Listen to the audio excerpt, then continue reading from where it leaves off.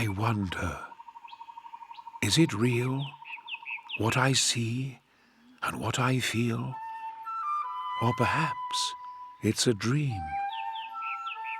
This earth on which I stand is the sacred ground of ancient Olympia. In this stadium, the Olympic Games were born. Here was the arena of world civilization. Here, the body, through sport, and the soul, through the Olympic ideal, competed to win a humble sprig of wild olive, the victory crown, and dedicate it to God. I feel as if time is pulling me away. Voices from the past draw me back behind the chasm of the ages. I feel as if nothing has been lost. Everything is alive and breathing inside the body of Olympia with its vigorous heart, which continues to beat, uniting yesterday with today and forever. The old myths come to life.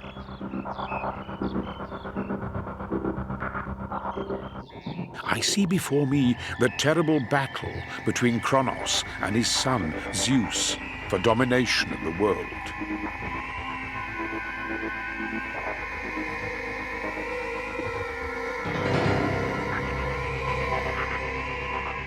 And the winner is Zeus. In the name of the new world ruler, Zeus, a new world comes to life. A world where wisdom and art seek the ideal. They find it and call it Olympia. There they build a magnificent temple dedicated to Zeus to worship him. They discover the word agoon, contest, in which the soul leads the body in the sports field, dedicating the victory to God. Competition exercises the body and the soul with virtue as its aim. However, with the passing of time, the games lost their original glory. A period of decadence set in, with easy wealth, wars, conquests. Respect for the laws of each state, faith in the ideals of the spirit, of the arts and the sciences, worship of the gods, friendly relations among cities, all kinds of values, everything plunged into decadence.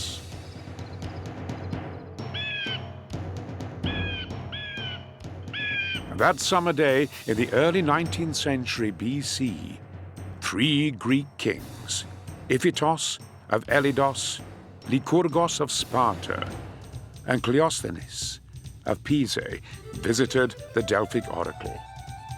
In the sanctum of the Temple of Apollo, priests and poets were gathered, waiting for Pythia to appear.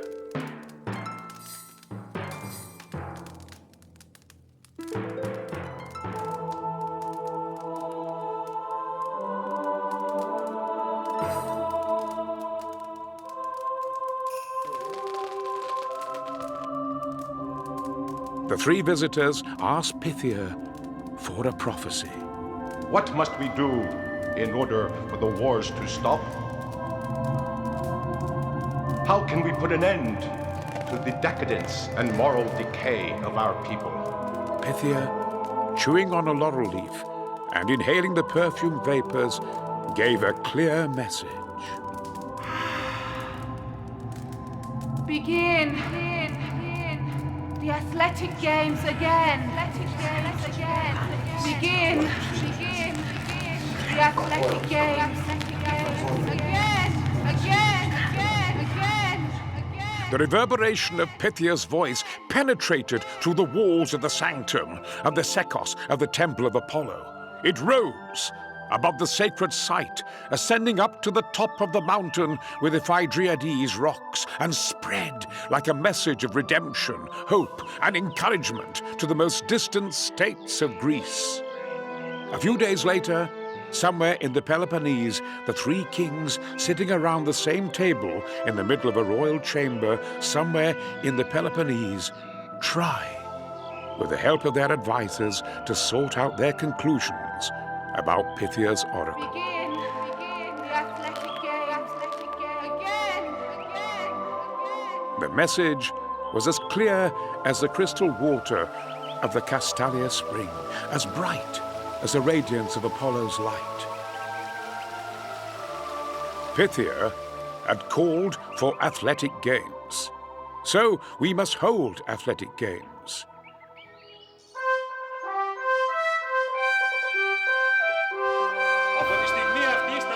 Truce means a ceasefire, a halt to all wars. The institution of a truce entailed the suspension of hostilities when the Olympic Games were announced, and it lasted about 6 months. During this period, the athletes, their relatives, and the other pilgrims could, without fear or danger, set out from their respective countries and pass through cities with which they were at war to arrive safely at the sacred site of Olympia. In addition, during the truce, entrance to the province of Elia, where Olympia was located, was prohibited for armed men or armies, and no death penalties were to be carried out in any Greek cities. The scene at ancient Olympia, the town of the gods and the games, was unique. From every corner of the ancient world, from Cimmerian Bosporus, from Cyrene, from Magna Hellas, and the cities of Asia Minor, groups of people, rich and poor, set out to make their way to Olympia.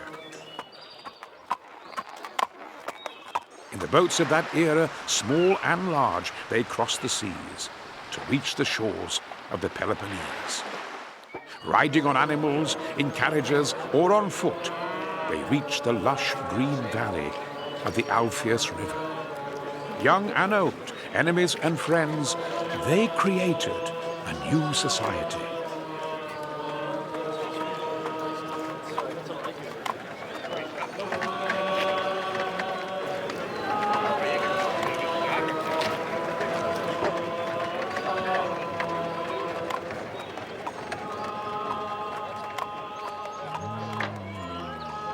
A lovely day today. Every time we go to the Olympic Games, it's a bright and beautiful day.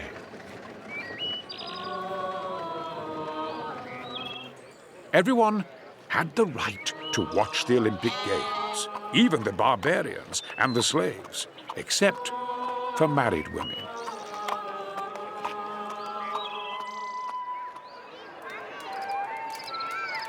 When night fell, fires were lit in the dark forest.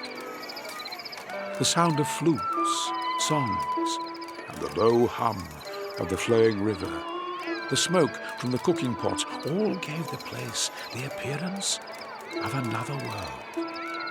Those moments made their mark on the history of the world.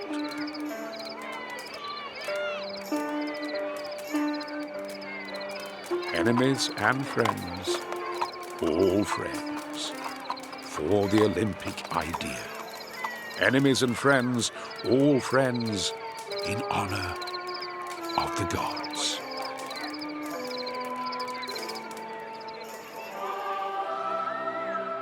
In the precinct of the sacred altars were temples, statues, and various votive offerings. During the first few years, the stadium in which the games were held was located inside the altars. However, later a new stadium was built east of Olympia. Outside the altar sanctuary were buildings and various places used for preparations and the holding of the Olympic Games.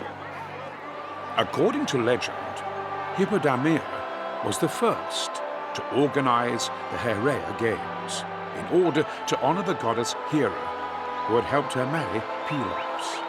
First, the small girls ran, and then the older girls, followed by those who had passed puberty. They all had long, flowing hair, held only by a ribbon across the forehead.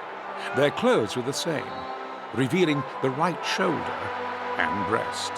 The winners were crowned just like the men, with a wreath of wild olive, they were offered a piece of meat from the cow sacrificed in honor of Hera. The Heraea had no connection with the Olympic Games. The Heraion housed the famous disc of the king of Elia, Iphitos, on which was inscribed the Olympic truce, declaring a halt to hostilities in all the cities of Greece in honor of the Olympic Games. There was also a small gold and ivory table, the work of the sculptor Colotes, on which the victors' crowns of wild olive were displayed.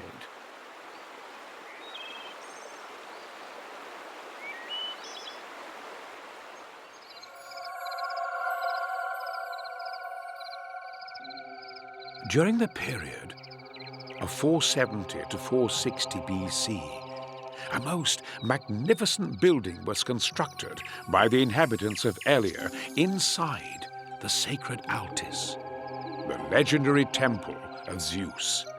Its architect was Libon of Elis. The temple of Zeus was Doric, like the Heraion, and was known as the canon standard of Doric temple architecture because of its perfect proportions. With unique brilliance, the feats of the demigod Hercules decorated the interior metopes of the temple.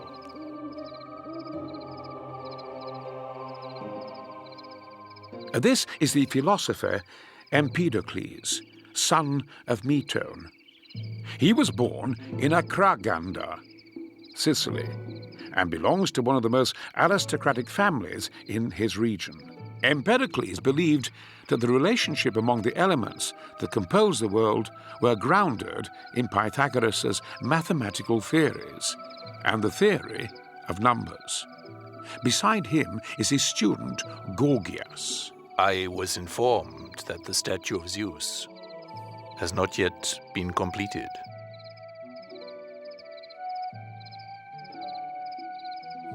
I see light in the workshop of Phidias. Shall we visit him? He is an old and good friend. It shall be a great honor to meet him. Now's our chance.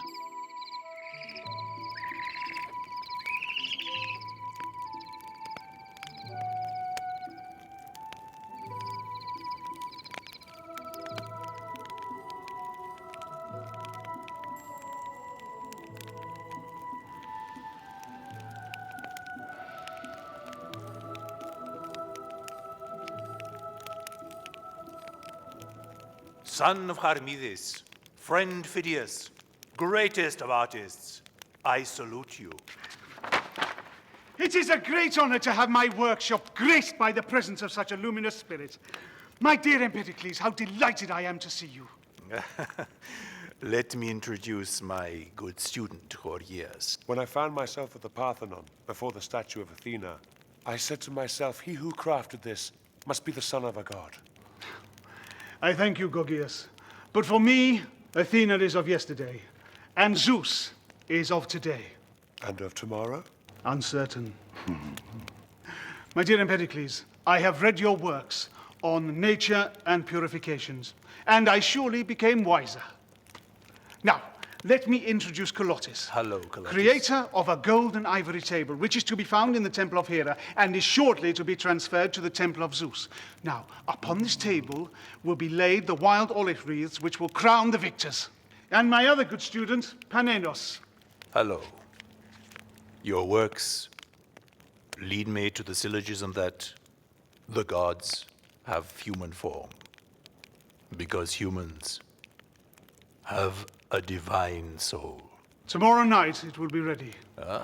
And Zeus will welcome his devotees in the 83rd Olympiad. I feel a sense of awe deep within his eyes. The god manifests himself.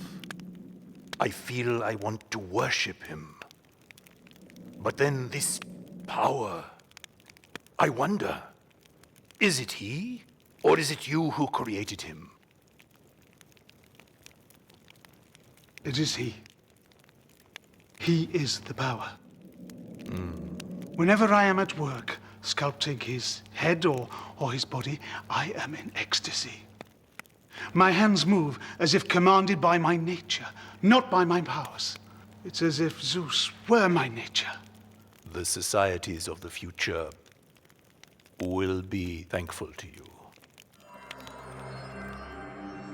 This is the chryselephantine statue of Zeus, the work of the greatest sculptor of all time, Phidias. The throne is made of gold and ivory, adorned with precious stones.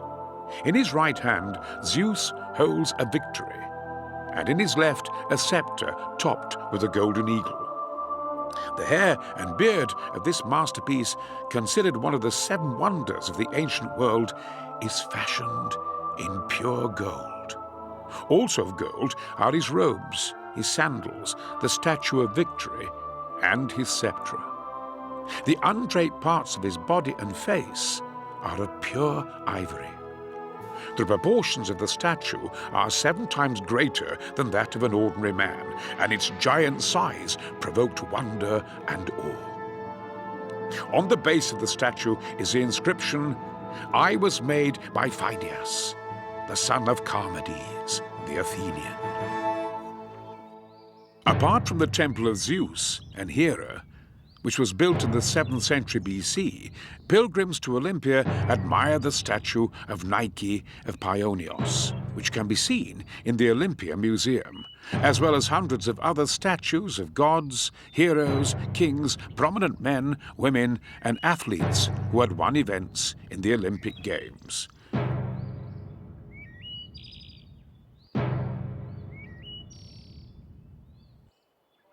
Other superb buildings in the sacred Altis were the Ipodamion and the Pelopion, which was built in 1100 BC and dedicated to Pelops. Every year, a ram is sacrificed on the altar there in honor of Pelops. After his victory at Chaeronea in 338 BC, King Philip II of Macedon constructed the Philippion inside the sacred Altis. This elegant circular building, surrounded by an Ionic colonnade, was completed by Philip's son, Alexander the Great, who erected chryselephantine statues of his father, his mother, Olympia, his grandparents, Aminta and Eurydice, and of himself inside the temple.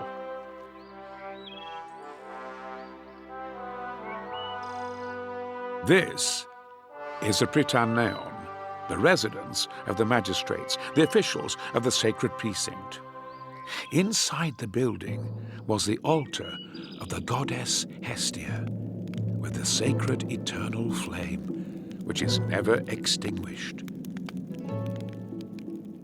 Constructed in the late 6th century BC, the Prytaneon was used for festive gatherings in honor of Olympic victors and official guests. The Echo Colonnade was built in 350 BC. This long, narrow building divides the stadium from the sacred Altis. It owes its name to its marvelous acoustics, as each sound has a 7-fold echo.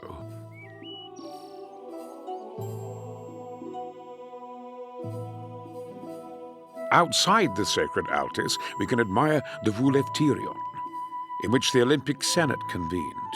Here, the resolutions were kept, and athletes were sworn in prior to the games before the altar of Zeus Horkios.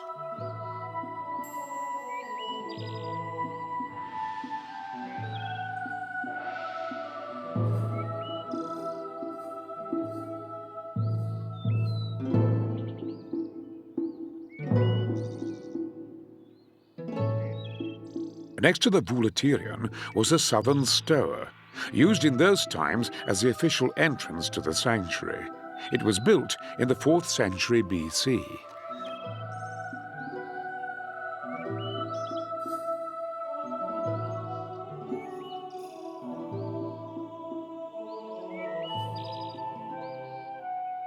At the entrance to the sacred precinct, west of the Altis, was the gymnasium, a large outdoor space surrounded by colonnades.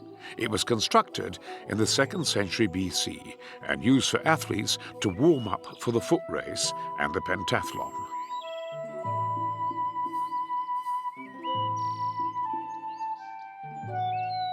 The Palestra was a square building with a large interior courtyard built in the 3rd century BC.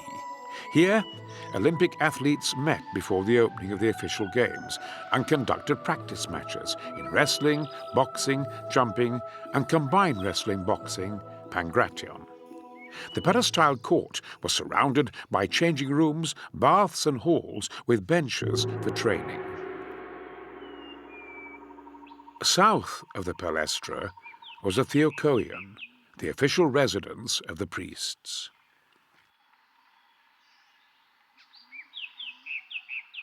Next to the workshop of Phidias was a Leonideion, a large hostel which was built in 330 BC.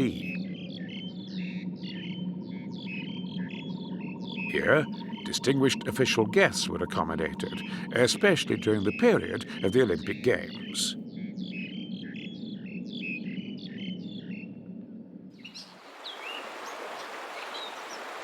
Here stood the exedra of Herod Atticus, or the Nymphaeon.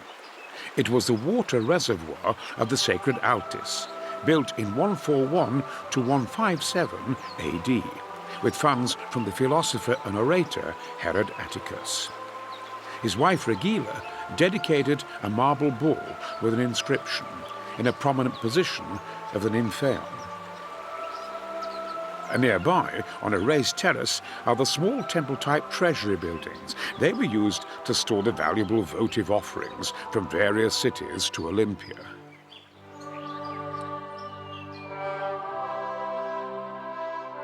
These are the main buildings of ancient Olympia and the sacred Altis that gave birth to the Olympics, the athletic games, which remained untouched by the ravages of time. On the contrary, they encouraged friendly competition, conciliation, and unity among the nations of the world, helping to make it a better place.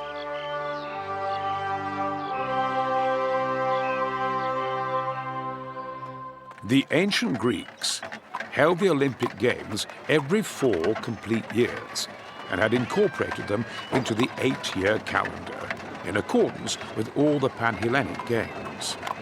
The 8-year calendar comprised a period of 8 years, which covered the difference of 11 days and 6 hours that existed between the lunar year of 354 days and the solar year of 365 days and 6 hours. Ancient Greek festivals were determined according to the lunar month of 28 days. 2 days prior to the start of the Olympic Games, the official procession set out from Elia, headed by the judges with other officials behind them. The procession followed the sacred way, the road that linked Elia with the Olympia sacred site. At the Piraeus Springs, the procession stopped to make a sacrifice and perform a cleansing rite.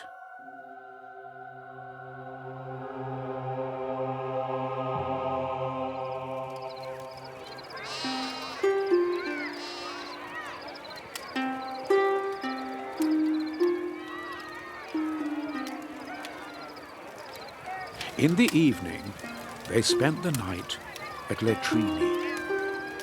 In the tranquility of the summer night, the members of the procession, as well as visitors from many regions of Greece, set up tents or made makeshift beds out of the wood in the forest.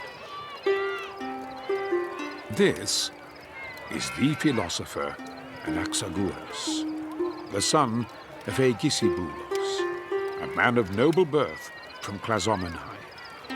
And this is his student, Cymon. Anaxagoras brought to Athens the sciences and enlightenment of Ionia. He is a close friend of Pericles, Socrates, Euripides, and Thucydides. His teachings influenced the philosophical schools of Athens for 30 whole years. Aristotle and Plato, in subsequent years, passionately supported Anaxagoras' philosophical speculations. Mentor! My dear mentor! Valiant Diagoras, strongest of the strong, I'm overjoyed to meet you. May I present my sons?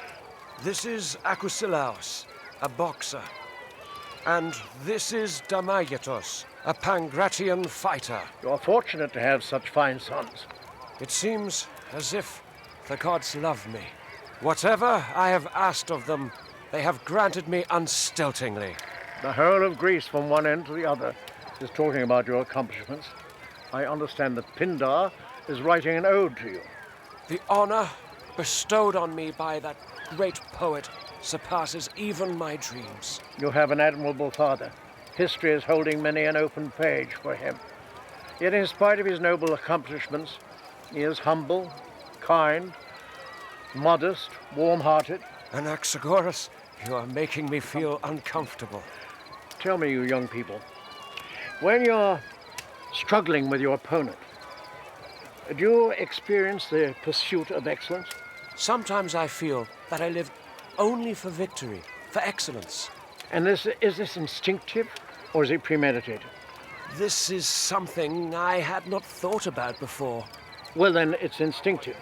And this constitutes the true nature of the fighter. Let me be more explicit. When you're wrestling with your opponent, do you feel angry, enraged? Are there moments when you would want to kill him? Or do you exercise absolute self-control and exercise your strength and your skill solely towards the attainment of the olive branch? I'm trying to organize my thoughts, to remember how I feel when I wrestle.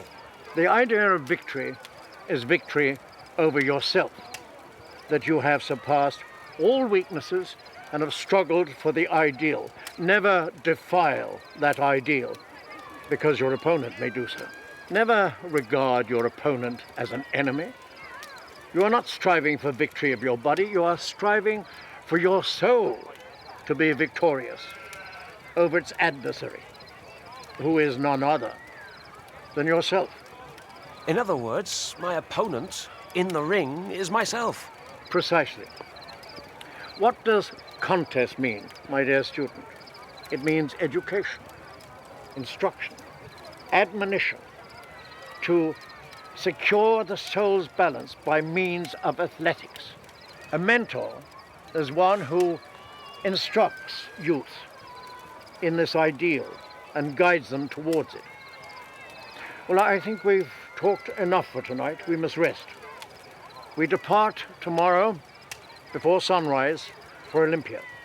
I thank you for the useful advice you have given my children. It is my duty and my pleasure. Good night, mentor. Good night, mentor. I bid you all a good night. The entrance to the sacred altis on the first day of the Olympic Games was truly impressive. The priests led the way.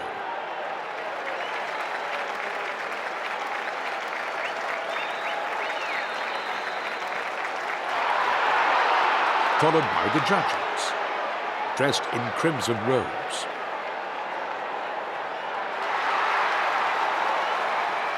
Then the umpires, the official foreign guests, the athletes.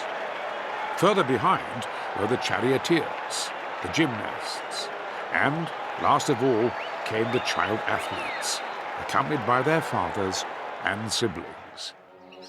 In the Vouleftyrion, before the statue of Zeus Hawkios, the athletes swear the official oath, which also constitutes the beginning of the ceremonies. Zeus, stately and threatening, holds lightning bolts in his raised hands to punish any violator of the oath. On the base of the statue are inscriptions and elegies referring to the penalties for any athlete guilty of infringement. A wild boar is sacrificed before the statue of Zeus Hawkios.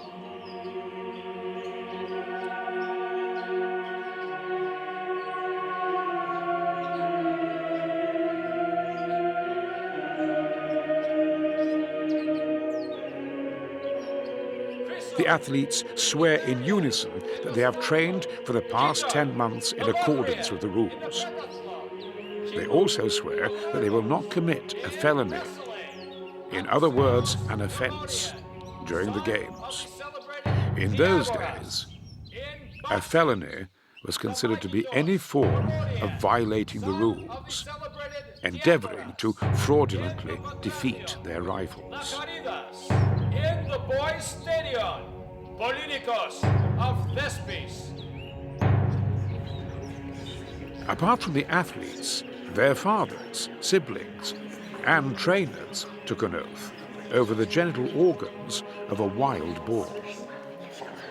The last to swear an oath were the umpires, who helped the judges in grading the athletes and dividing the ponies from the horses. The umpires make a commitment to safeguard with respect the secret decision of each adjudication.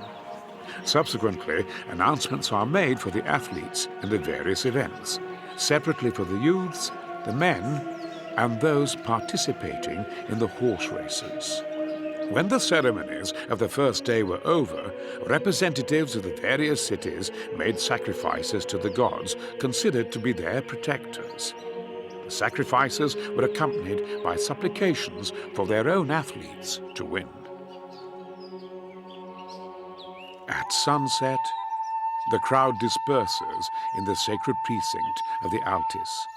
They admire the magnificence of the Temple of Zeus, the Heraion, the Metroon, dedicated to Cybele, the mother of the gods, the Philippian, and all the superb buildings in the Altis.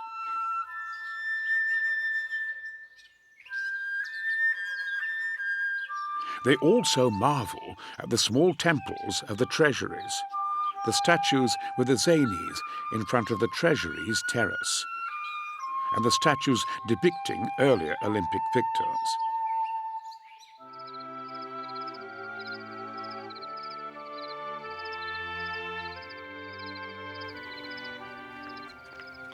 How does it feel, my dear Cimon, to walk without fear amongst enemies? Master Anaxagoras, that's exactly what I was thinking at this very moment. I was impressed to see the way the Spartans passed by us a while ago, discussing the games, as if they had never been an enemy of the Athenians. Yes, the sacred truce is a wonderful concept. Wars take place mainly for easy riches, for the spoil seized by the victor from the vanquished. The purpose of the sacred truce is to diminish hatred and reconcile enemies. Nothing can be compared to the benefit of peace. True. A few days ago, I encountered Pericles at the Acropolis. I observed with what passion he supervised the completion of the Parthenon. At all costs, I want to have the inauguration next year, he said. Why are you rushing? I asked. He looked at me ecstatically and stared deep into my eyes. When the dream is within you, never defer for tomorrow what you can do today, for only in action can the dream be realized. What is that dream? I asked. He didn't respond for a moment, raised his head high, and I saw him gazing in awe towards the eastern pediment of the Parthenon. Look, the Acropolis gave birth to democracy. And the Parthenon is the temple in which the soul serves democracy through divinity. These two together are my dream. The Athenians gave birth to the idea of democracy. Pericles built its cradle, and democracy gave birth to the Olympic ideal. Tomorrow start the games. And these are games not just for the athletes, but for us, the spectators. The idea of victory for all of us is victory over ourselves. I wonder if mankind can live now and in the future without wars. Oh, my dear Cimon, I cannot foretell what form human societies will take in the future. I can only assure you that peace, respect for one's fellow man, friendly rivalry and athletics, and faith in the Olympic ideal, all these, and only these, can lead man steadily forward to a world of fulfillment. Wonderful words, Mentor. I only wish the athletes and spectators of the Games could also hear them. Can you see down there, in what we call the crypt? Yes, Mentor. Within that small passageway, the message from the temples of the sacred altars are conveyed to the athletes on the field. Only in this way can the athletes win the shared victory of the soul, putting aside vengeance and hatred. All these things create in me the feeling that each design and each shape around us has some deeper reason for being. Exactly. And that reason connects everything we see with its eternal purpose. Master, I was informed that tomorrow morning Empedocles is coming from Krahenda. Empedocles? Well, this is wonderful news. I have much to discuss with him. You know, Empedocles is spiritually bound to the Olympic Games. Did you know that his grandfather won the equestrian event in the 71st Olympiad? Oh, he's an exceptional rider. Yes, I have much to discuss with Empedocles, and as always, we will agree to disagree. But you nearly always agree, isn't that so? Well, eventually, yes.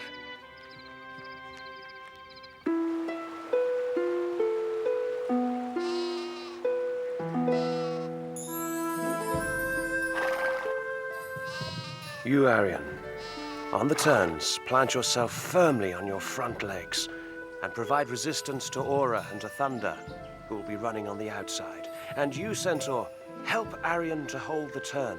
The whole secret lies on the turns.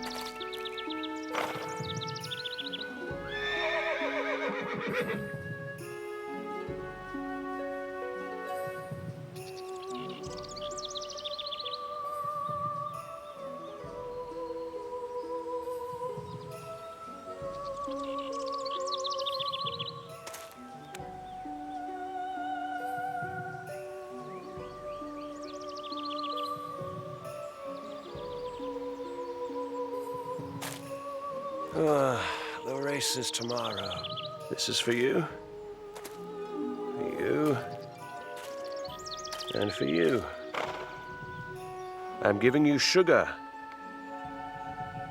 Exactly the same as what the god Poseidon did to his horses, so that you may feel I am your friend.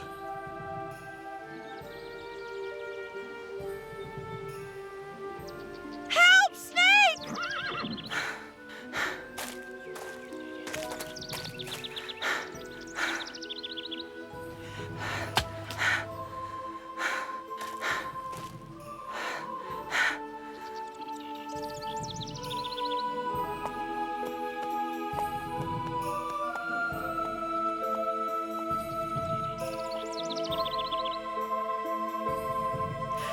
I am well, thank you.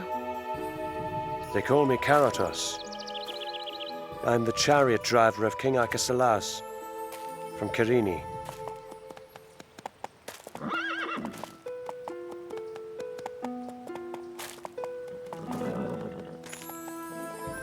From what I heard, you speak the language of horses perfectly. And they understand my language. What's your name? Thetis. I am the sister of Chryson, the sprinter. I admire him, though I don't know him. I've heard he runs like the wind.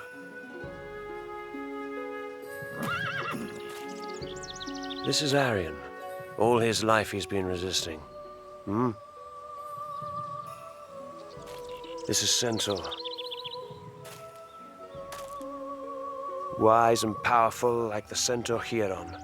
Yes, wise and strong you are.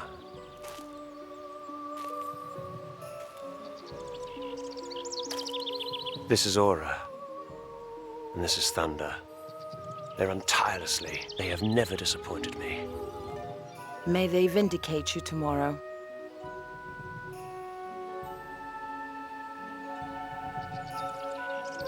Lean over. I was once in Sunion at the Temple of Poseidon. It was given to me by a priest at the temple.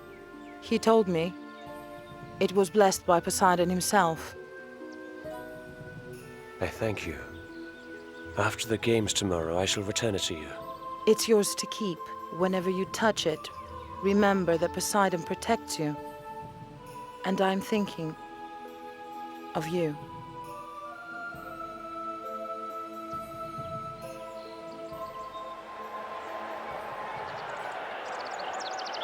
For visitors to Olympia, the second day was the most splendid of the Olympic Games.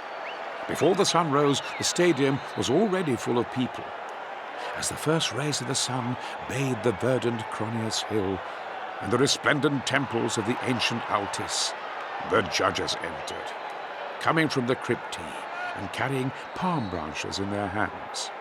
The oldest judge leads the procession, followed by the younger judges. Behind them are the children who will compete. The supervisors, headed by their chief, are the last to enter. Monitors, carrying sticks, walk to and fro, keeping the crowd orderly. The only married woman who has the right, according to the law, to watch the games is the priestess of Demeter Camine. I declare the opening of the 83rd Olympiad. And Aristevi, και επίροχον έμενε άλλον. Let the runners assemble. The umpire offers the ballot box to the athletes taking part in the race. Each athlete takes out a marker, known as an ostraco, with a figure on it that determines their order in the stadium sprint. Supervised by the umpire, the athletes take their positions. The umpire then calls to the starter to be prepared for the start of the race. The modest, athletic youths run towards the starting point, known as the aphesis. Looking from above, we can see that it is in the form of an isosceles triangle, whose base is the starting line. This is the starter. The judge, who is responsible for supervising the race, takes his position. The ancient runners had a standard way of starting. They lined up with their feet close to the starting point and their toes touching the notches. As soon as they heard the starting call, they set off all together. If someone made the mistake of starting before the call, he would receive corporal punishment. The swift athletes would run with long strides, their bodies leaning slightly forward to facilitate impetus. Their arms swung strongly, while their hands were open, with fingers stretched. The first winner of the stadium race is Laharidas, the glorious, the immortal. His name will be identified with this Olympiad and will never die out throughout the centuries.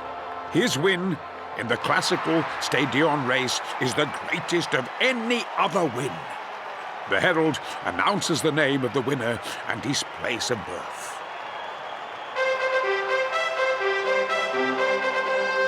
The stadion event. The winner, Lacharidas.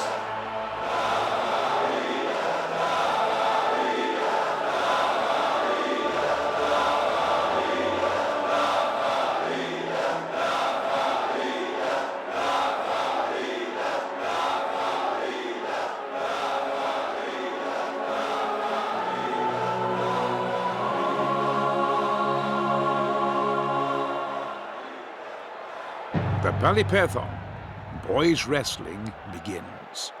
The ancient Greeks believed that wrestling had been invented by the legendary hero Theseus when he wrestled and killed Cacaio. Wrestling is the oldest athletic event and the most widespread throughout the ancient world. It is the original form of battle without weapons. Each athlete draws his lot from a helmet in order to find written the name of his opponent. Homer informs us in detail of the wrestling matches in honor of Patroclus. In ancient Greece, there were two kinds of wrestling. The first was upright wrestling, in which the competitors wrestled standing up. It was won by the athlete who threw his opponent down 3 times. The second was lower wrestling, in which the match continued after one of the wrestlers was thrown to the floor. The following were the main rules of the match. No hitting was allowed, because that would involve boxing, and no biting. Only holds were permitted. Holds applied to the genitals were forbidden. If the athletes left the wrestling pit, the match was stopped, so it could be resumed inside the pit. The umpires made the competitors begin again with the same hold they had when the match was interrupted. Special holds were allowed, which could sprain the fingers, and these were also used in the Pangration combined wrestling-boxing. The wrestlers of the ancient world fought hard to win, but showed absolute respect for the rules, so infringement of the regulations was rare. In the boys' wrestling, the winner, Polinikos of Thespis.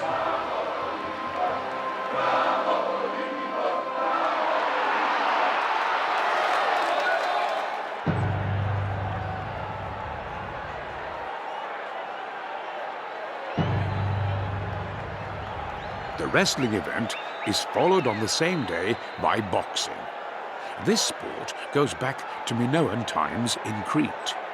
Its primitive beginnings in the early history of the Greek world have also been confirmed by the wall paintings in Thera. Before the match, the boxers wrapped imantes, strips of soft ox hide, around their wrists. This braced the wrist joint and stabilized the fingers. Begin the boxing match. Ancient boxing was quite different than today's sport. It took place in a confined space and not in a spacious raised ring. There was no timekeeping or time restriction during the match. The two boxers continued their fight until one of the two fell down unconscious or raised one hand with 1 or 2 fingers outstretched, which meant that he acknowledged his defeat. The ancient Greek boxers preferred to punch their opponents on the head for the most effective and fastest result. They would also try to make their opponent's face into the sun so that they would be blinded by the light. During the boxing match, holds were barred, as well as blows to the genitals. In ancient Greece, a good boxer had to have long hands, strong arms, and a long neck. A winning boxer had patience, enormous physical stamina, perseverance, indomitable will, muscular strength, endurance to injury, and the necessary technique in order to hit his opponent on vital points.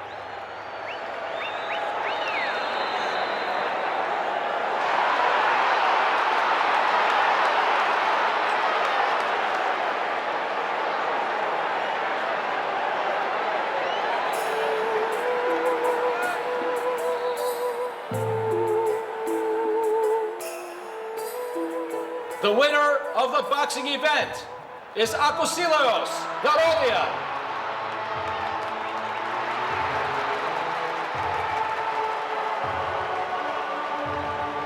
On this great day, the winner is the son of Diagoras, Akousilos.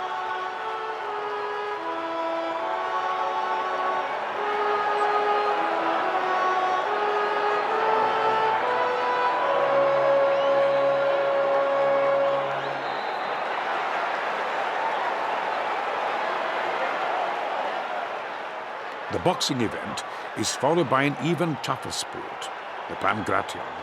The ancient Greeks believed that each of the sporting events had been invented by one of the gods. They considered the Pangration to be the invention of Theseus, when he decided to combine boxing with wrestling in order to kill the Minotaur in the labyrinth. Pangration contestants, take your positions.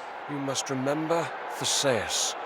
When he slew the Minotaur, he used his mind, not just his strength.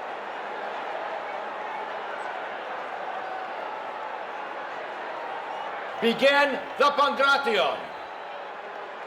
In the Pangration, biting is banned in any form, as well as poking fingers into the eyes, the nose, or the mouth, or using fingernails to scratch the body of one's opponent. However, waist holds, grabbing the feet by the ankles, twisting the arms, and blows with bare hands or feet were permitted.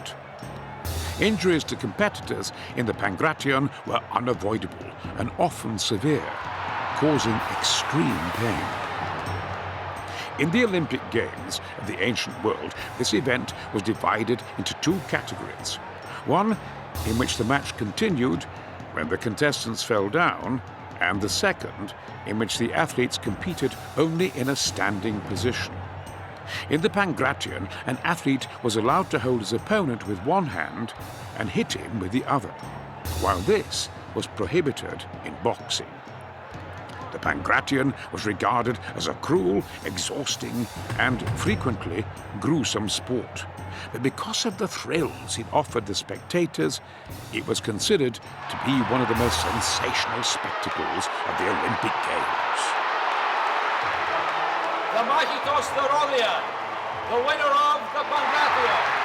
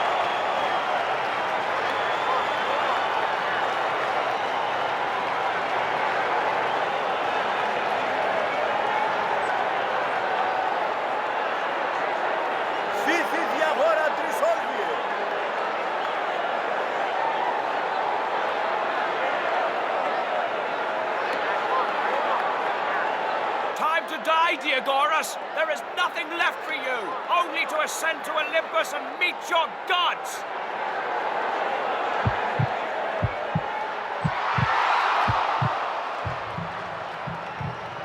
Water! Fetch some water, now! Drink, Father.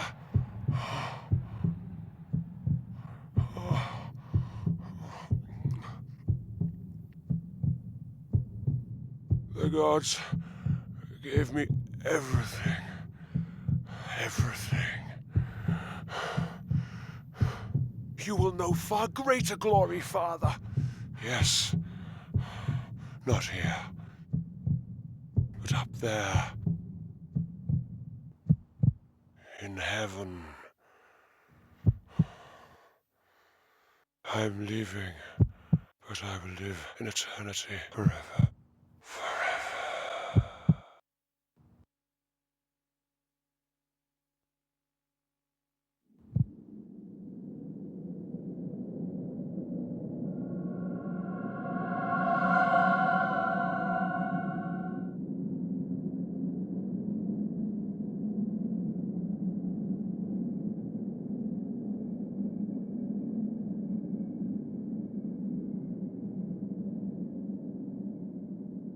Never was so great a glory described by so great a silence.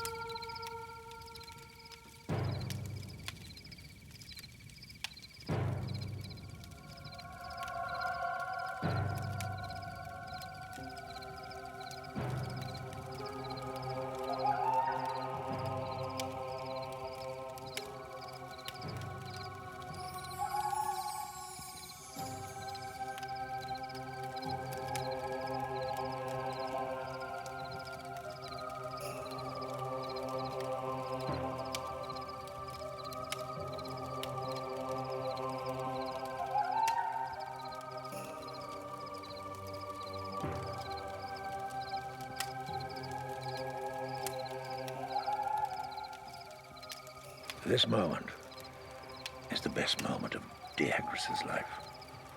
Of which life? Life is one.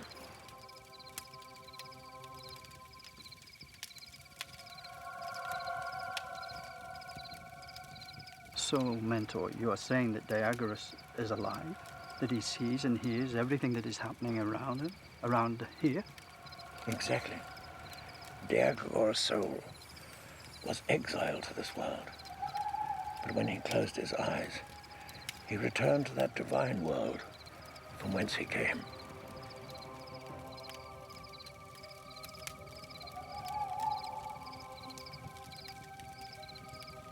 So, Diagoras, he sees and feels that he exists. He can see his own body. The soul flows in heaven, but it has the ability to be here, to be there, to be everywhere at the same time.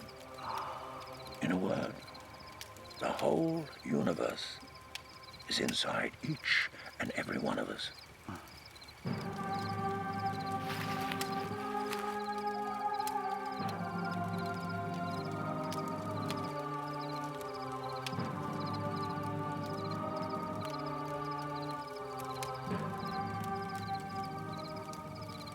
Goodbye, my friend. Goodbye.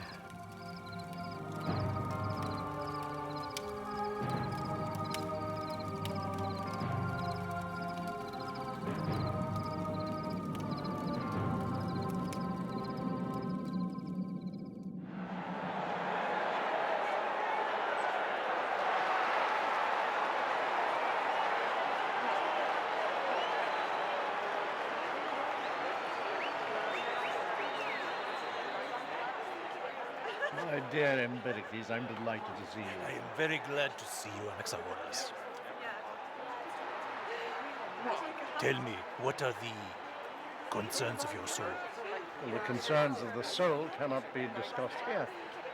Would you like to meet at some more appropriate place? With great pleasure. Because when your soul has concerns, the whole world has something new to gain. Well, tomorrow then, at the rise of the full moon, on the banks of the Alfeo.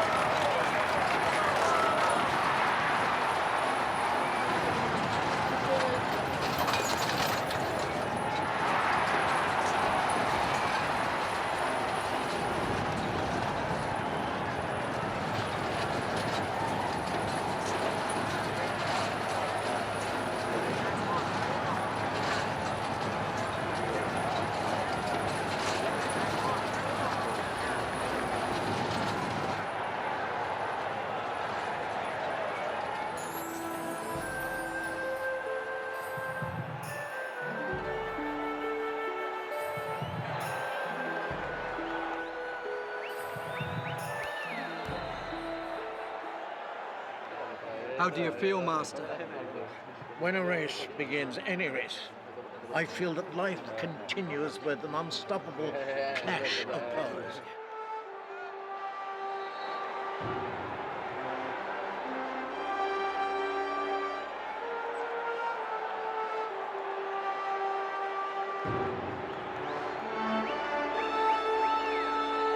The chariot race!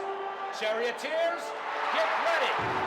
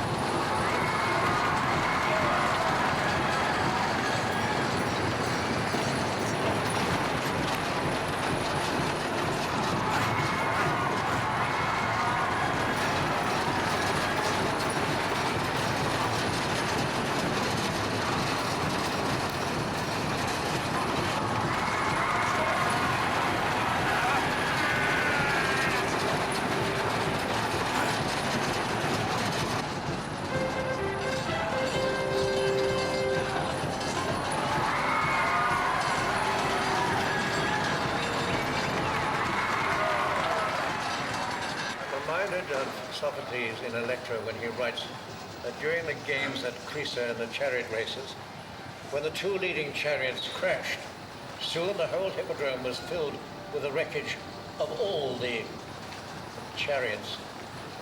Do you feel it will occur here? It's possible, yes.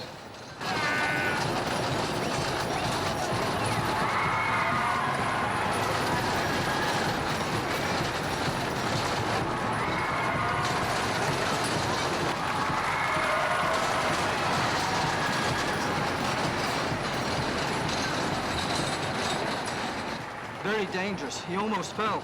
Cartus is a great charioteer. He is clever, daring, he takes risks.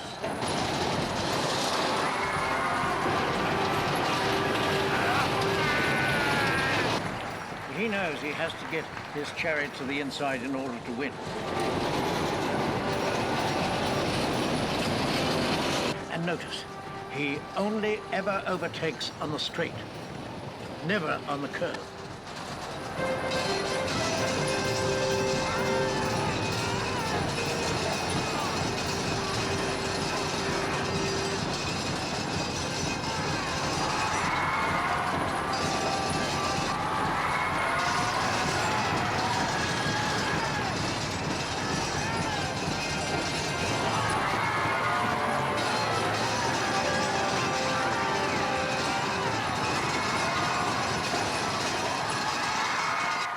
Your absolute calm leads me to the reflection that either you have philosophized because you have convinced yourself that you are going to lose this race, or that you will win because you believe in luck and not in philosophy. I have wisdom because I know how to select charioteers. I have luck because I found the best horses. And I'm calm because I was given an omen by Pythia before I came here. She saw 2 olive branches around my head. One for now, and one for the future.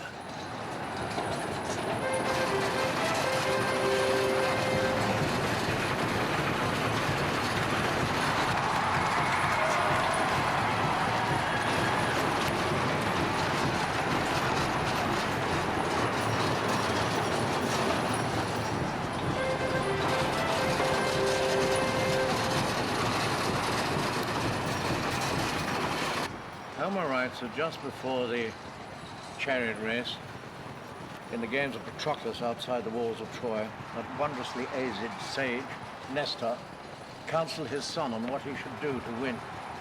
Did the son do what the father asked? Yes, and he did win. Last evening, Cartus asked me if I'd heard the story of Nestor. I said I did. Why did he ask? He said, tomorrow I shall have Nestor in my chariot with me, and he will guide me to victory with his counsel. And you believe he will win? In the track of life, whoever has a Nestor in his chariot will always win.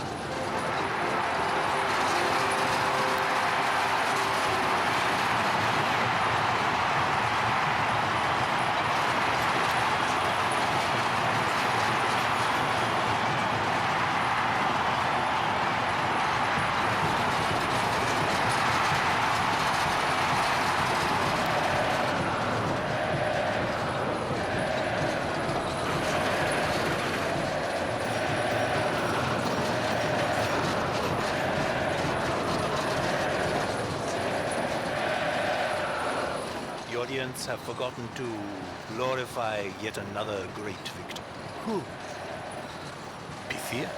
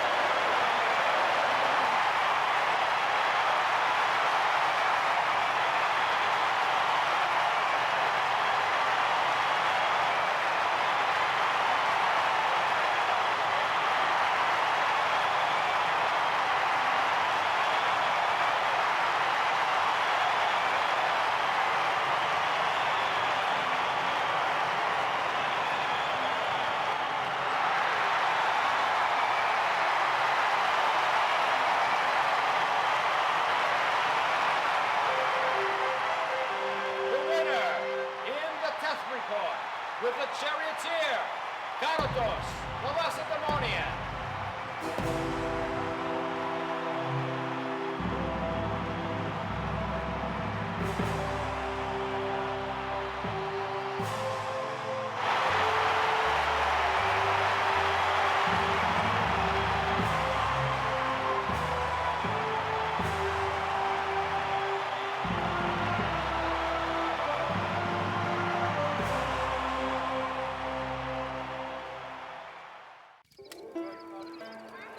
Around the fires that blaze until dawn, in the nocturnal forest surrounding the Altis, the pilgrims discuss tomorrow's events, forecasting athletes' performance, singing and reveling until well after midnight. Under the stern supervision of their trainers, the athletes relax in order to be in peak condition in the following day's events.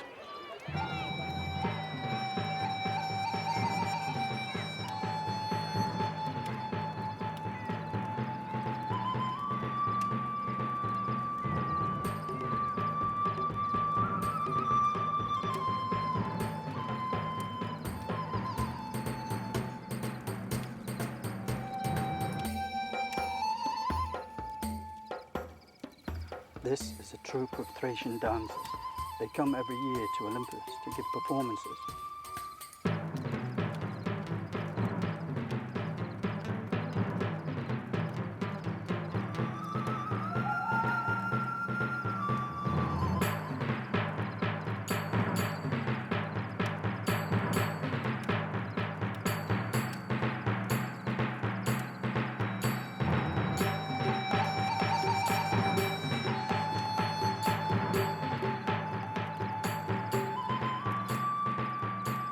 Who is he? The new Dionysus. As you know, Mentor, according to the Orphic rites, within the river of the stars flows the cosmic egg, and so, at some point, the cosmic egg bursts, and out emerges Phanis, and thus, the new Dionysus, the master of intellectual light, the guide to the world's races. The victory of light over darkness. Exactly.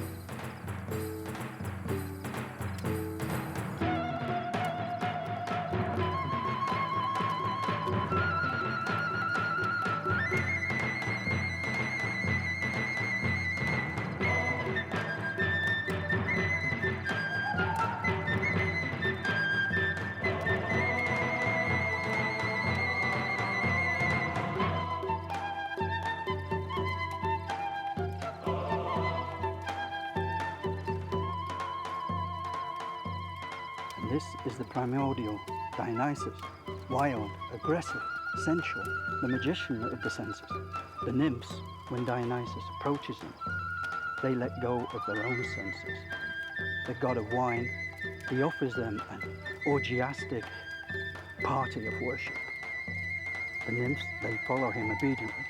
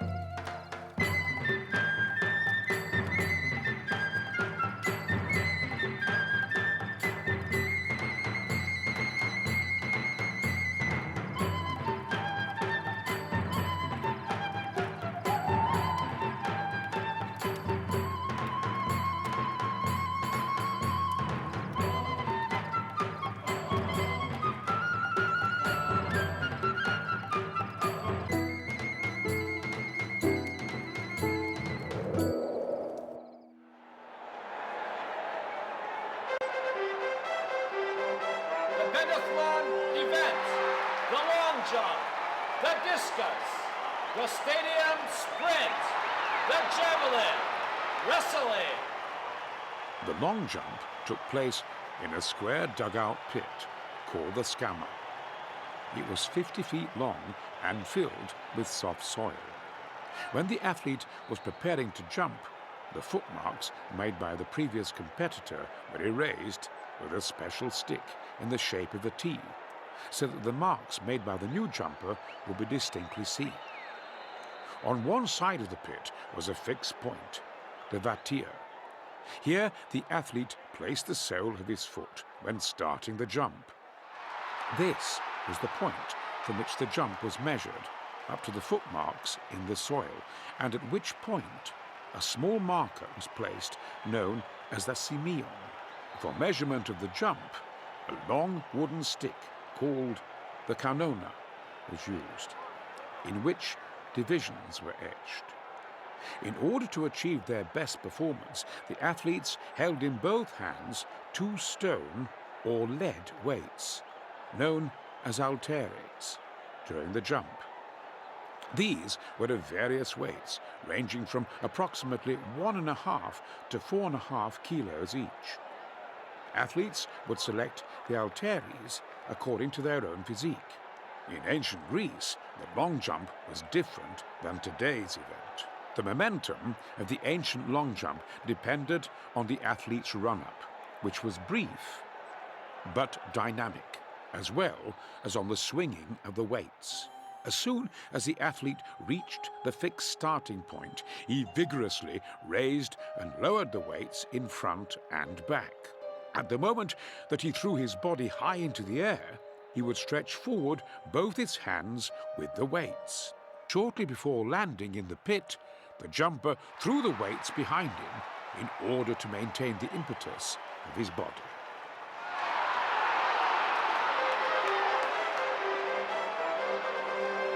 The long jump, the winner, Kiton Galopria.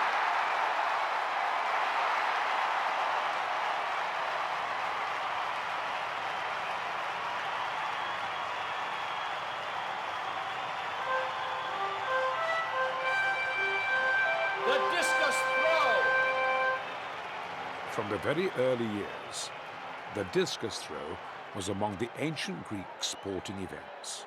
In one of his earliest writings, Homer tells us that Achilles organized athletic games in honor of his dead friend, Patroclus. The events included the discus throw, known in those days as the solos. The solos was a weight attached to a strap, which was thrown after the on-the-spot turns like today's shot put. The discus requires rhythm, precision, and strength. Originally, the discus was made of stone. Later, it was fashioned from iron, lead, or bronze. The discus thrower of the ancient world, who threw with his right hand, would put his left foot forward while his body weight would be supported by his right foot, which was towards the back. After the first swings, he bent his knees when the discus was at the furthest point behind him, and straightening the knees, he brought the weight of his body from the right to the left leg.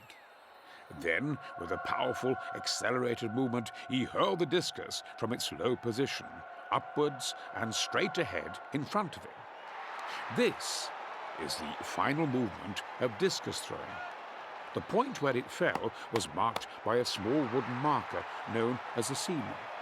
The distance was measured by canones, similar to the system used in the long jump.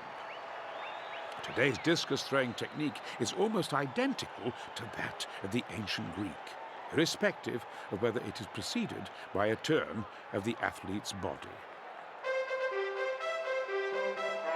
The discus throw, the winner, Kiton Galopria.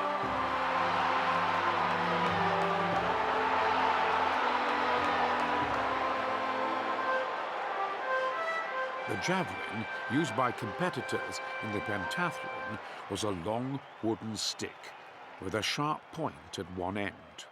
In length, it was the equivalent to the height of a person. In ancient times, the javelin was called the opotamus. The difference between the javelin of ancient Greek times and today's javelin was the use of what was known as the agili. This was a leather strap in the shape of a loop, which the competitors would attach to the middle of the javelin. The athlete would securely attach the agili and put his index finger sometimes together with his middle finger through the loop. Holding the javelin horizontally, with the point slightly angled towards the ground, he turned his body towards the throwing area and began his approach. At a short distance from the starting point, he would stretch his right arm behind him, simultaneously turning his head and his body to the right. At the same time, he took a cross step with his right foot over his left, and to strengthen the turn, threw his left hand abruptly backwards. Slightly bending his knees, he stretched his left foot forward in order to halt his impetus, and from this final position, the athlete hurled the javelin above the height of his head, while remaining behind the starting point of the throw. Today's javelin throw is based on the same guidelines used in the ancient Greek world.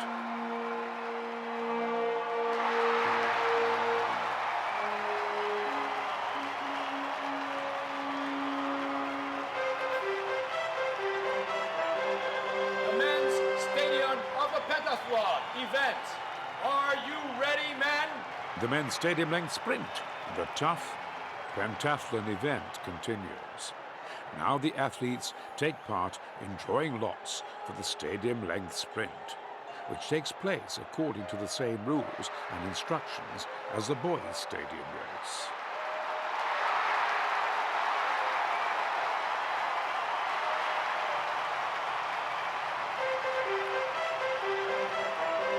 Men's stadium of the pentathlon event.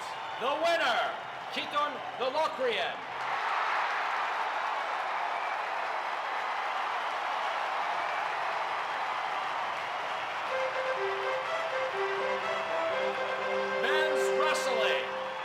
These two athletes will compete for the final victory of the pentathlon in the Olympian field after the last event, which is wrestling. Who do you think will win, Mentor? Keaton. How do you know? I don't know, I feel it. And here, the rules in wrestling are the same as those in the boys' event. Despite their exhaustion from the previous events of that day, under the hot sun, the two wrestlers put up a tough, dynamic battle for victory in the pentathlon. For the crowd, this is the most dramatic moment of the day as suspense reaches its peak.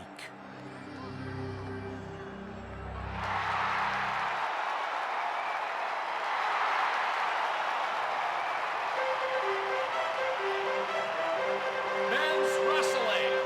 The winner, Keaton the Locrian.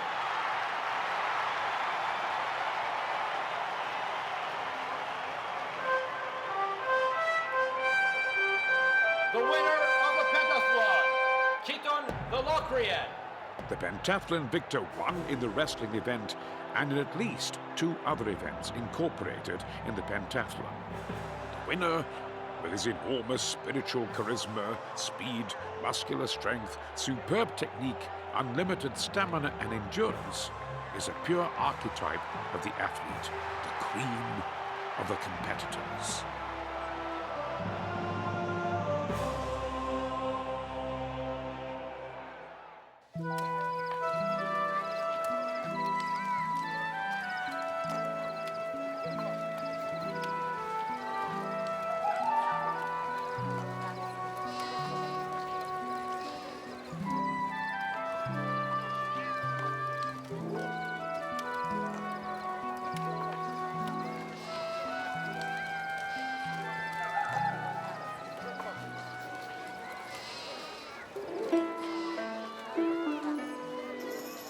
Good evening to you all, young people.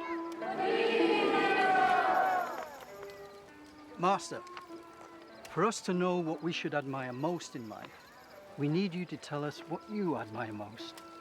What I admire most? Letters, art, religion, science, athleticism, and, of course, beautiful women. There is one thing I have omitted, and that is the unknown. Everything I do not know attracts me like a magnet. What when the unknown becomes the known? Then it no longer attracts me. Now, true happiness for the soul can only be brought about through acquiring knowledge. Perhaps you have something in your soul that is from the soul of Odysseus. Wildly Odysseus. Yes. He who outwitted the Troys and entered the walls of Troy at night, hidden in the belly of a wooden horse. Very well. Odysseus is sitting comfortably in a luxurious armchair, before him a massive table laden with delicacies. Crafty Odysseus. He feigns laughter.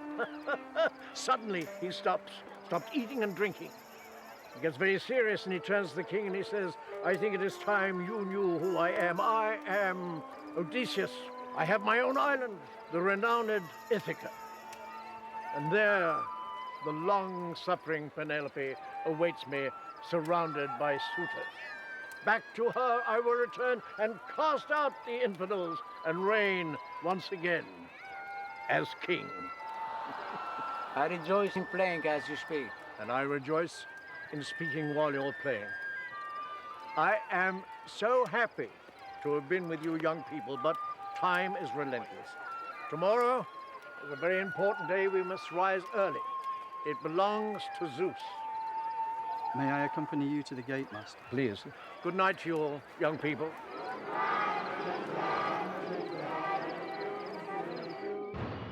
The fourth day of the Olympic Games, which coincided with the full moon, was considered to be sacred by the ancient Greek world. In the morning, as the sun rose, a unique spectacle unfolded in the Altis site. Within the context of their official offering to Olympia's patron god Zeus, the Eleans brought 100 oxen to be sacrificed at his altar. The ceremonial procession, which started out from the gymnasium, proceeded along the sacred way. The ritual slaughter of the animals, known as the hecatombi, will take place in front of the altar. Only the rump of the oxen will burn in the fire. When the Eleans' official offering is concluded, sacrifices begin in the same place by the ambassadors from other cities. Finally, private individuals will make their sacrifices. When the sacrifices are completed, the crowd goes through the crypti and enters the stadium for the day's events, in which adult male athletes will compete.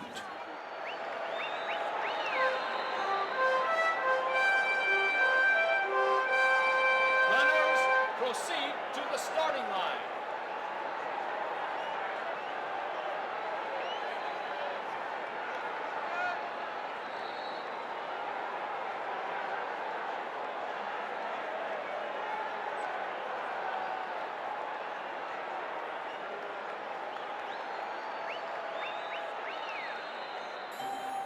The first event is the stadium, the stadium-length sprint.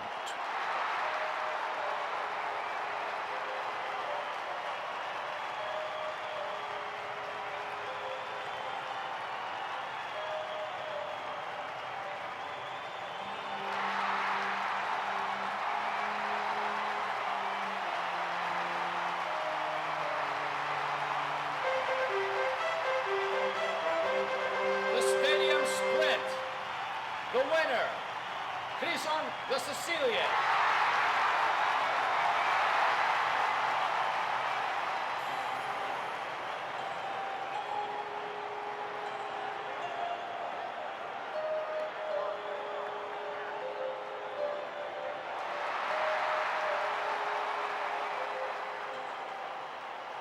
I wonder, what is true glory? To be able not to listen to those who shout your acclaim. The overhead sun heats up the atmosphere. Despite exposure to its burning rays, the spectators ignore the discomfort, swept away by their enthusiasm for the Olympic events. The time has come for the men's wrestling, which will take place in the pit and will be supervised by 3 judges. Monitors carrying sticks encircle the athletes who come and sit around the scanner.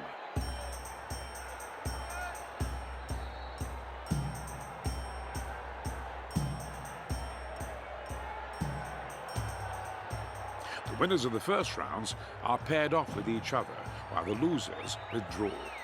At the end, only 2 strong winners are left, who will fight for the final victory.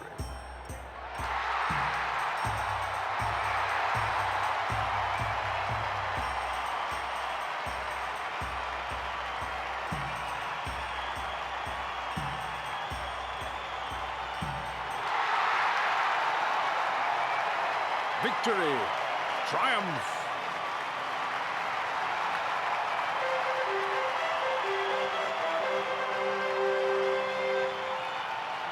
Men's wrestling. The winner, Shimon of Argos.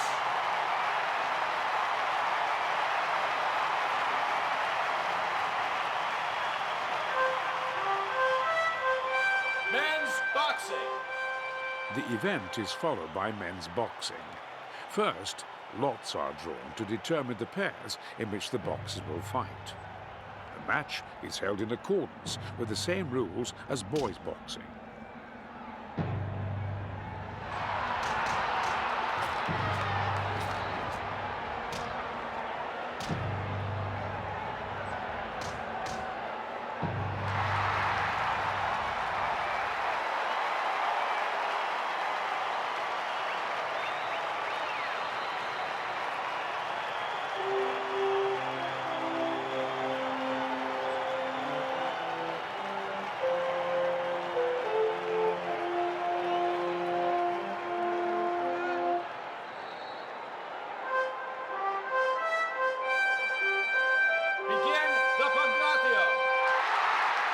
The Pangration, the most masculine contest, the toughest competitive event in the games of ancient Olympia. The Pangration is an event with ideological dimensions involving the athlete's strength, which represents the power of his city.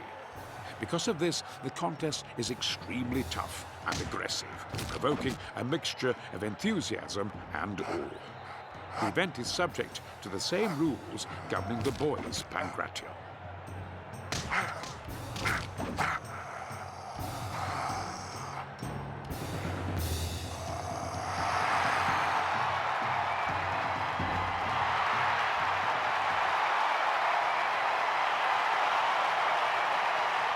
Begin the men's foot race in armor. Today's events close with a men's foot race in armor. This race was a funeral event held in memory and in honor of a glorious dead hero or heroes. The race covered a distance of 2 or 4 stadium lengths. During the event, each runner had to wear a helmet on his head and greaves on his legs, carrying a spear in one hand and a shield in the other.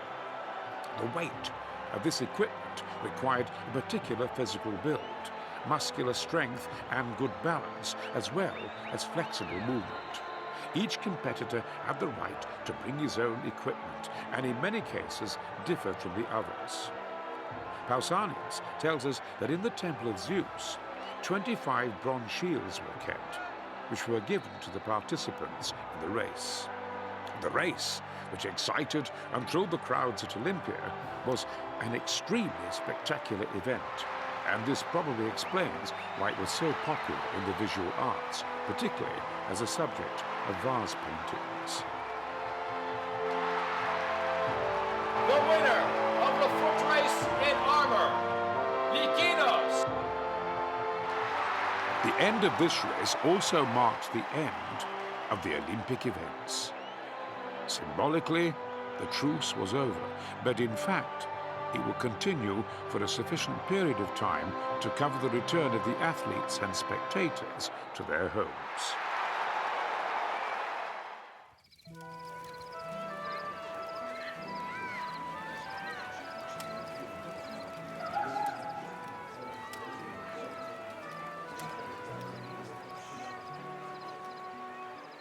The Olympic Games that concern the cultivation of the body have finished.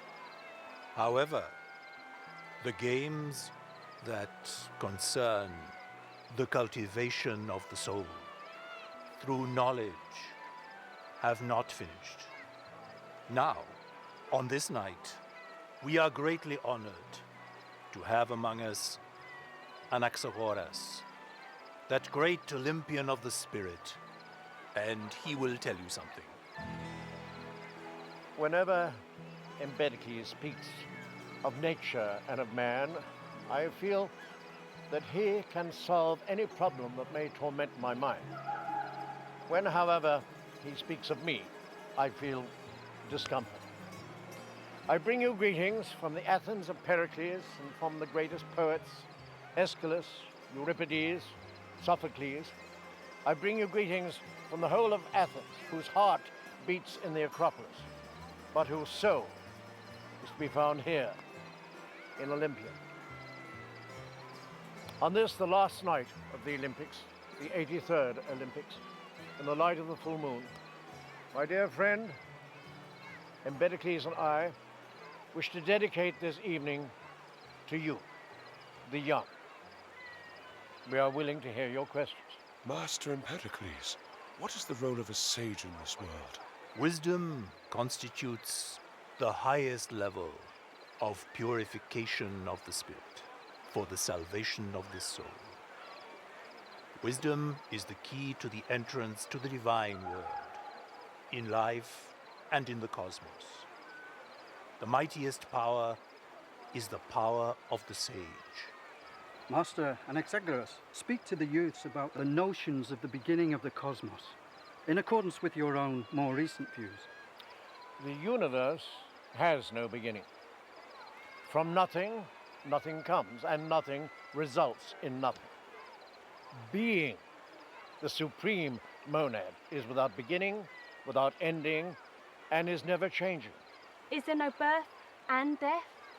That which we humans call life and death is nothing but the union and separation of elements of matter, which in essence are incorruptible. Well, since the elements are in essence incorruptible and fixed, how is it that from the bread we eat, flesh, bones, veins, blood, hair, and so much else are formed? That's a good question. In every substance, there coexists from the beginning all other substances. Thus, each part is nourished by similar substances which can be found everywhere. At first, I believed that the elements of matter were four: earth, air, fire, and water. However, in collaboration with Anaxagoras, we have come to the conclusion that the elements are many, indeed infinite, and they are not only infinite in number, but also in their divisibility. In other words, there exists no small or large when we speak of matter. Small and large are not absolute notions, they are relative. Matter can be split unlimitedly. Anaxagoras and I, in quest of the cause of motion that makes the universe function, found ourselves confronting a truly great question. From where does the motion come that acts on matter? Well, let me try to explain it this way. In the house where you live, my dear Kimon, if there is order, you are responsible for that order because you have imposed that order. Thus, in the universe, the order that we observe comes from a supreme power who thought of and imposed that order. That power is the power of the spirit, the mind. Tonight is the last night of the Olympic Games. We have a full moon. And in 4 years' time, we shall again have this full moon. The last night of the Olympics. Because the human mind, the universal mind, can calculate with absolute chronological order. And is this order only external, or could it influence our inner selves as well? That is a marvelous question. The mind is two things, intellectual power and the soul. And the efficient cause is only the soul who can not only move matter, but arrange and direct it. Thus, we are drawn to the conclusion that if the human mind can visualize the result of an activity, and the body is activated to the desired result, the result is feasible. Then to what do the Olympic champions owe the result of their victory? To the athleticism of their body, or to their faith in victory? They owe it to the faith that they will train their bodies to such an extent that they will emerge victorious. That faith in the ideal is the true union of the human soul and the soul of all things. That is why the olive branch does not belong to the athlete. It belongs to God. Well, time has passed. Tomorrow, the victory ceremonies begin before sunrise. Let us hope that in the light of the full moon at the next Olympiad, we will all be here together again. I bid you all a good night. Good night, Master Charles. Good night, Master. Good night, Master.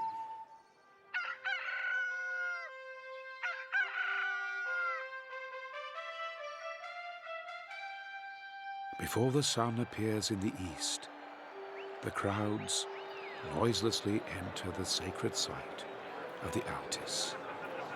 The day of glorious victory has arrived, when the unknown competitor will become a legend, and the mortal will achieve the eternal memory of victory. The Olympic Games are the people's sacred ritual to the gods, and each victory belongs to the gods, because it comes from them.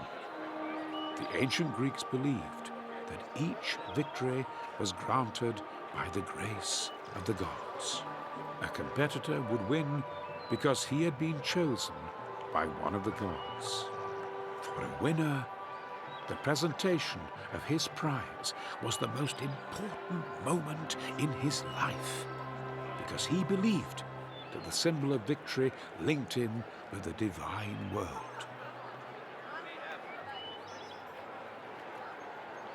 The winners of the 83rd Olympiad! In his sonorous voice, the herald announces the name of each Olympic champion. The victors have crimson woolen bands tied around their heads, and each one holds a palm branch tightly in his right hand. These are trophies that they received from the hands of the judges immediately after their win. Brave, glorious, victor, shouts the excited crowd. This entire ceremony is linked with ancient cults and traditions of the Greek people. The woolen band, which usually adorns sacred objects, is especially widespread in cult worship. Its rich crimson color strengthens and empowers whoever wears it. The palm branch is linked to Theseus, who, after his return from Crete, organized games in Delos in honor of Apollo and gave the victors palm branches. This is the greatest moment in the life of each Olympic champion.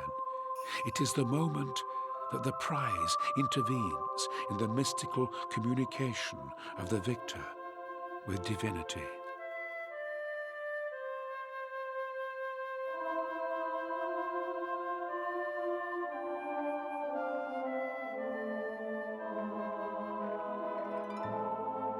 Man and his God.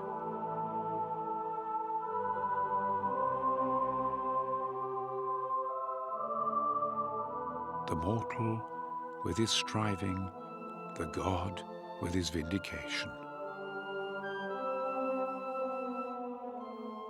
The victory crown, the symbol of hard work, of faith, is placed at the feet of the father of the gods, the great Zeus.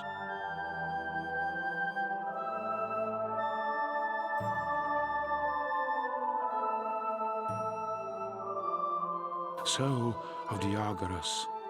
What secret powers of nature have brought you here to this sacred place? And I wonder, how do you feel seeing your two strong sons bow before your eternal memory?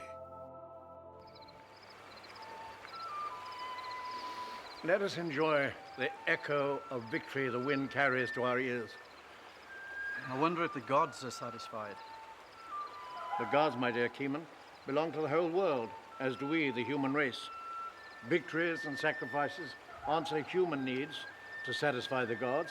However, to what extent the gods require sacrifices and dedications, only they themselves know.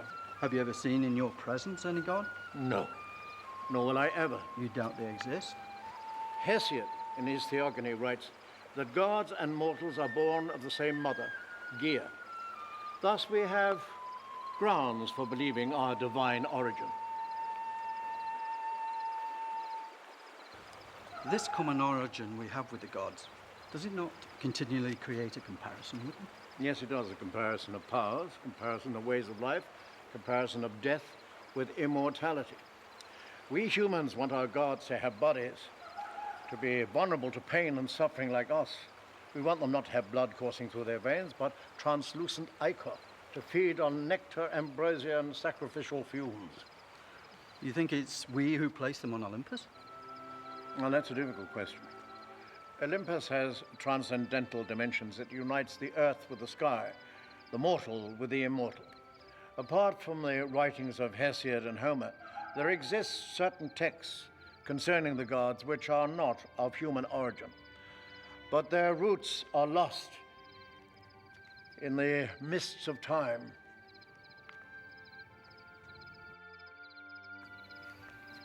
I could never conceive a world without the gods. Can you imagine the games outside the Olympic spirit? No, never. The games must always have the Olympic spirit. The games as a concept of struggle, together with their religious content, represent what is unique, universal, and eternal. So you correlate them with the Greek language? Well, as you know, the Greek language is mathematical. Each letter represents a number, and each word represents a complete mathematical value. Thus, we speak Greek without understanding that we speak mathematics. But because we think in Greek, we engender art, wisdom, science, athleticism through the language itself. So, in other words, the Olympic Games is the result of a human mind that can speak the Greek language perfectly. Precisely. I believe this is not ethnocentrism. I loathe ethnocentrism, even more than I loathe fanaticism. No, I love the truth and will support it in every way. Let us hope that men in the future will always support truth.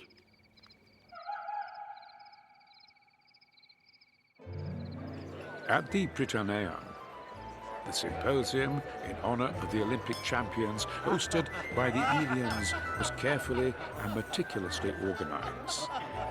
The victors of the Olympic events congratulated one another on their win and basked in the glory of their own. The laughter, song and merriment continue late into the night, not only at the Prytaneum, but in the entire region, from the Cladius to the Alpheus River. The Olympic victory spread the winner's fame throughout the ancient Greek world. His hometown considered it the highest honor, as the Olympic champion was its own true-born son. Riding in a magnificent four-horse chariot, the Olympic victor, Karatos, does not enter through the city gates, but through a section that has been especially demolished for the occasion, because a city that produces such a champion does not need walls. Crowds of people shower their national hero with flowers and accompany him in an impressive procession. The humble crown of wild olive was the most valuable trophy for all mortals on earth. Leaders and kings dreamed of winning this small branch of wild olive, which would give them a passport into the land of the immortals. The statue, which was erected with the name of the winner and his father's name, also noted the name of his homeland. And the event that he won.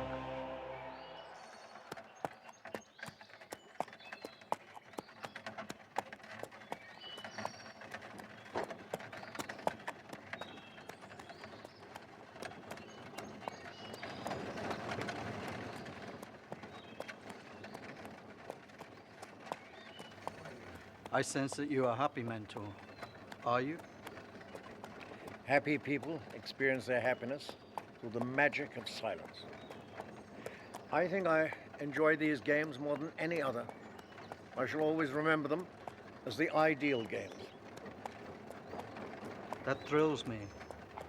But tell me, why do you think you enjoy them so much? The spectators, they conquered my senses. In what way? In every period of the Olympics, I always fear hostilities.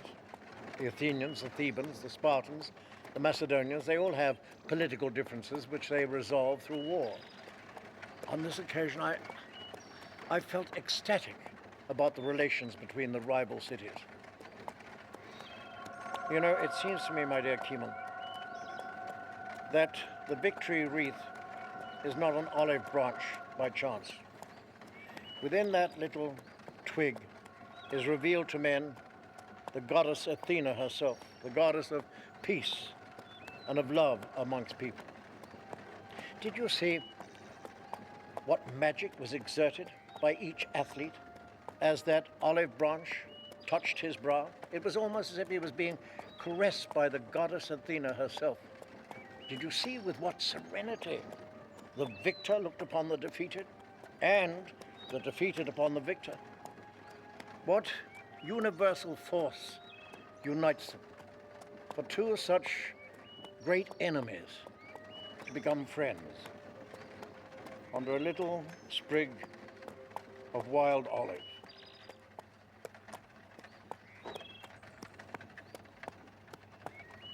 Where is the trail of your thought leading, Mentor? To the future, to subsequent human societies. If the people who will hold the games, the organizers, the spectators, lose contact with what unites the souls of the athletes with the ideal, with this little sprig of wild olive, and if they will hold games with trophies that have no spiritual significance, the games will lose their meaning. I shall remember your words forever. Remember them only if you feel them. One morning, a few days ago, I encountered Socrates at the Basilic Stoa in the ancient Agora of Athens. He was addressing a group of his students about the eternal recollections that exist recorded in the human mind. I heard him in that warm voice of his say, the ideal, the archetypal, the right of the victor and the vanquished, our faith in God and our obligations to Him. These have existed since time immemorial and are inscribed in the human mind. These constitute the eternal recollections of the union of the soul of man with the soul of the world. Let us hope, my dear Keeman, that that recollection of the true spirit of the Olympic Games will never die.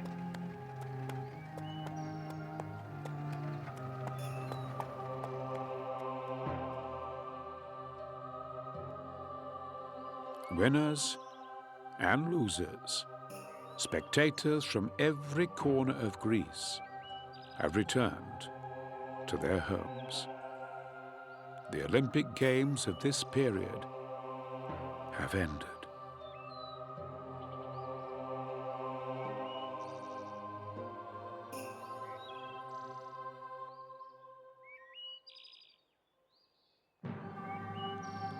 In the sacred site of the Altis, the priests, temples, and gods remain.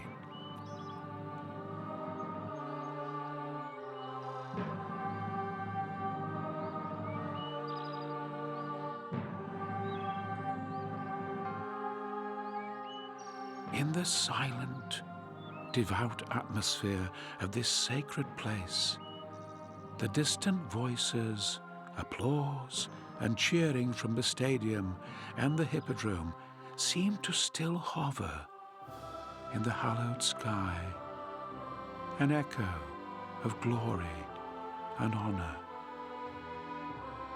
For those who, for a branch of wild olive, offered themselves completely, their stamina and their physical and spiritual strength in honor of the god.